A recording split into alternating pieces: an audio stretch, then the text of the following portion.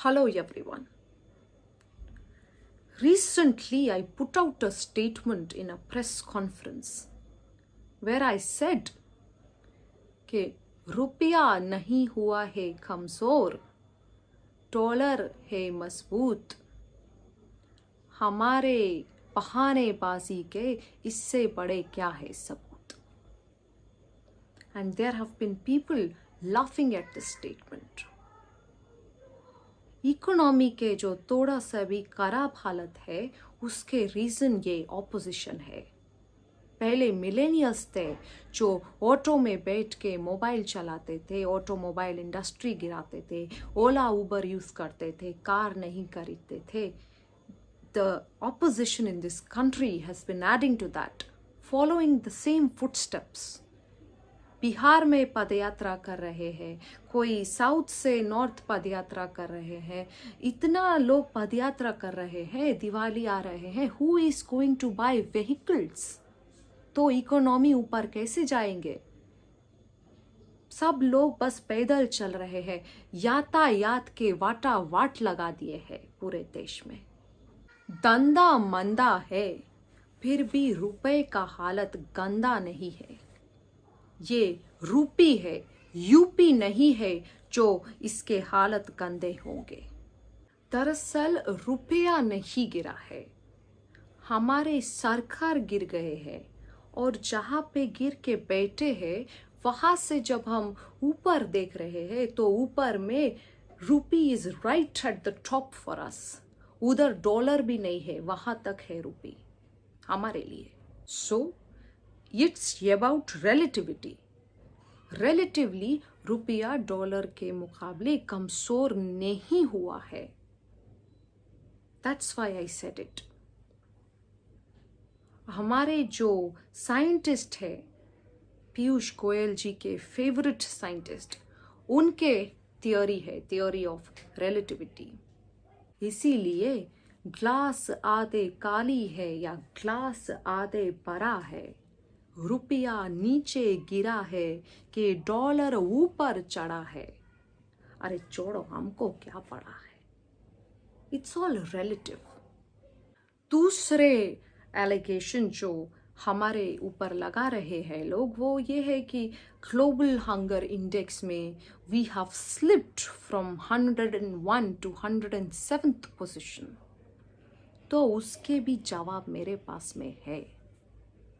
ये जो हमारे ऑपोजिशन के लीडर है जो पदयात्रा कर रहे हैं साउथ से नॉर्थ की तरफ, उन्हीं के लीडर ने नारे दिए थे ना, भूखमरी से आज़ादी, भूखमरी से आज़ादी. तो उनको चैलेंज करते हुए हम बोले हैं भूखमरी से अभी आज़ादी नहीं मिलेंगे. फाइनली वी हैव डिफीटेड आज़ादी गैंग, भूखमरी से आज़ादी gang. We have also defeated my university, my ex-university.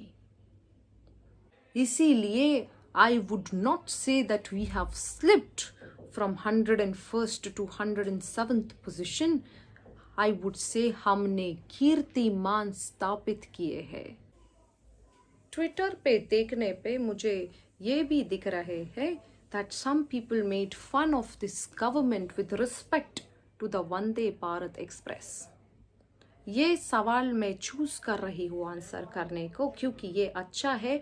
It is not directly related to our economy और इसके जवाब मुझे आते हैं. वंदे भारत एक्सप्रेस के warranty one day you will realize that it is a gift to this nation. वो cattle से टकरा के क्यों खराब हो जाते हैं, घायल हो जाते हैं. आप एक चीज देखिए, Vande Bharat express is our bullet train.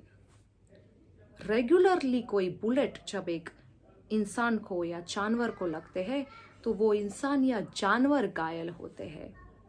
लेकिन हमारे देश के जो गाय माता है वो जब बुलेट ट्रेन को लगते हैं तो बुलेट ट्रेन ही घायल होते हैं. It is one of the miracles that the cattle of this country can do apart from producing oxygen or supplying gold through cow dung. और वनडे भारत एक्सप्रेस फेल हो गए तो क्या दिक्कत है? हम T20 भारत एक्सप्रेस ला देंगे, टेस्ट भारत एक्सप्रेस ला देंगे. It should not be a problem.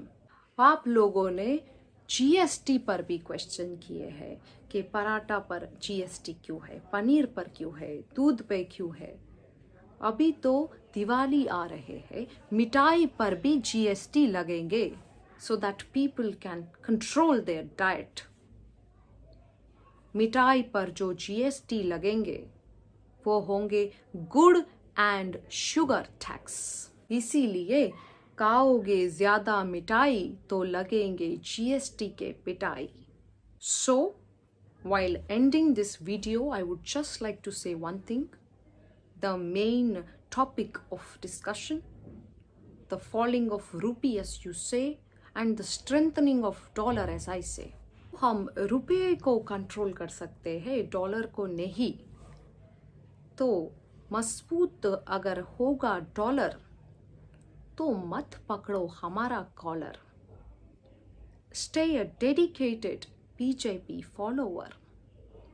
आज के लिए यहाँ पर ही ओवर.